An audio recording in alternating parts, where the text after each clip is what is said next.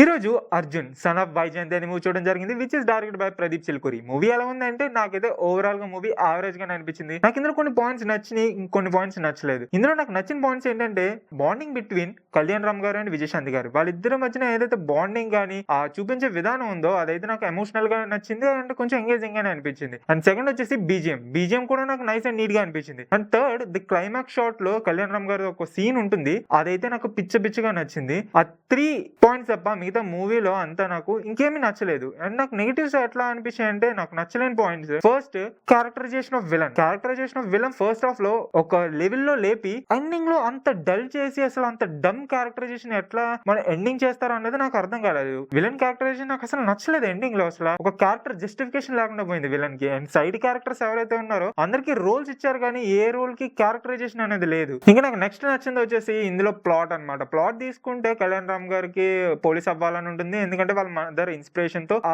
Police officer అయ్యే టైంలో తనకు ఒక కాన్ఫ్లిక్ట్ ఎదురవుద్ది. ఆ కాన్ఫ్లిక్ట్ వల్ల తన లైఫ్ ఎలా చేంజ్ అయింది, ఒక మర్డర్ చేయాల్సి వస్తుంది. ఆ మర్డర్ నుంచి వాళ్ళ విజయశాంతి గారికి కళ్యాణ్ రామ్ కి మధ్యన ఉన్న ఇష్యూస్ ఎలా వస్తాయి, అండ్ అక్కడ నుంచి విలన్ ఎంట్రీ ఎందుకు వచ్చింది, చివరికి ఎండింగ్ లో విజయశాంతి గారు అండ్ కళ్యాణ్ రామ్ గారు కలిసారా లేదా, విలన్ ఏమయ్యారు, ఇదే మొత్తం స్టోరీ ఉంటుంది. ఇది ఒక కమర్షియల్ ప్లాట్ లాగే ఉంటుంది. స్టార్టింగ్ కళ్యాణ్ రామ్ గారిని ఒక విలన్ లా చూపిస్తారు, అలా ఎందుకు మారాడు, అక్కడ నుంచి ఎట్లా అన్నది రిజల్యూషన్స్ ఒకదానికొకటి తీసుకొస్తూ ఉంటారన్నమాట. సో ఇదంతా కమర్షియల్ ప్లాట్ లాగే ఉంటుంది, అంత ఇంట్రెస్టింగ్ అండ్ ఎంగేజింగ్ సీన్స్ ఏమి ఉండవు. అండ్ నాకు ఇంకొక నచ్చిన విషయం ఏంటంటే ఇందులో క్యారెక్టరైజేషన్స్ ఏవైతే ఉన్నాయో, support characters and villain characterization కూడా విజయశాంతి గారి అండ్ కళ్యాణ్ రామ్ గారిది ఆ యొక్క క్యారెక్టర్ అప్ చేయడానికి వీళ్ళందరివి చాలా డౌన్ చేసేసి లాస్ట్ కి విలన్ క్యారెక్టర్ కి అండ్ సపోర్టింగ్ క్యారెక్టర్ కి జస్టిఫికేషన్ లేకుండా ఎండ్ చేశారు అనిపించింది. ఈ మూవీ థియేటర్ కి వెళ్ళి చూడాలంటే నేనైతే సజెస్ట్ చేయను. ఓటీటీకి వచ్చేంత వరకు వెయిట్ చేయండి. సో ఇలాంటి మూవీ కంటెంట్ కోసం ప్లీజ్ సబ్స్క్రైబ్ చేసేయండి మన ఛానల్ ని. See in the next video.